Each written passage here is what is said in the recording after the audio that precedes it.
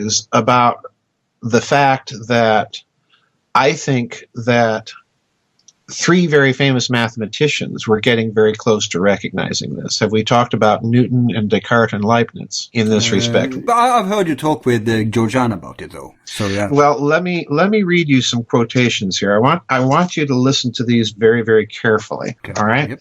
Because these are the indicators. This is from a little book of mine that I and Scott DeHart wrote, called Talk Radio for the Eyes, Transhumanism and Dialogue, because we got a lot of questions from people about the transhumanism. Yeah, I've noticed that little sly little book that has come out there under the radar. Yeah, I noticed it the other day. Yeah, it's an interesting book. Well, now listen to this. This is an actual quotation, and I'll read it and then I'll tell you who said it. But listen carefully to what this person is actually saying. You'll recognize who it is once I say the name right away. Okay.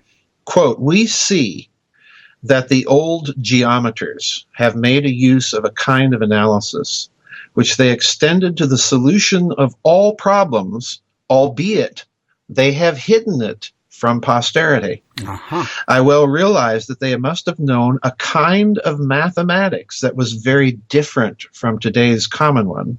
Not that I think they knew it perfectly. And indeed, some traces of this true mathematics seem to me still to appear in Pappus et Diopantagus, who, though not belonging to the most ancient ages, lived many centuries before our times.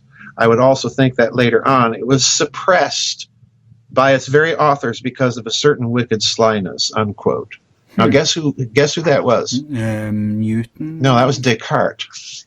That was Descartes. But both of them were aware of the ancient... hang on. What Descartes has just said. Now, let's remember who Descartes is. This is the guy that has invented analytical geometry, basically laid the foundations for linear algebra, all right? Mm-hmm.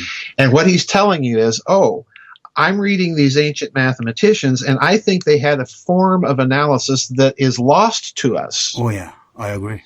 And that has been suppressed.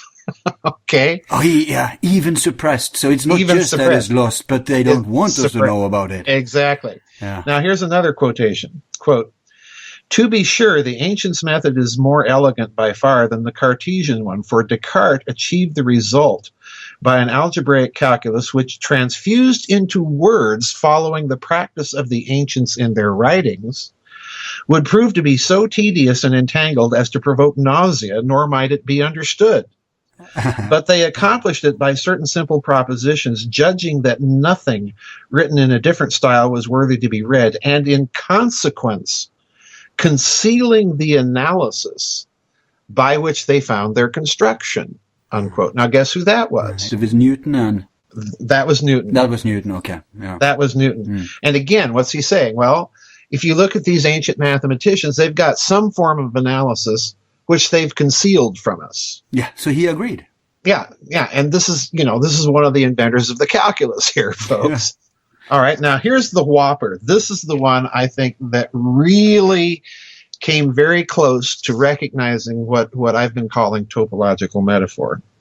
He says, quote, "The ancients seem to have recognized and possessed such an analysis proper to geometry, for in their works I think I can make out some vestiges of it, namely," listen carefully, "namely of an algebra in which numbers are not the issue.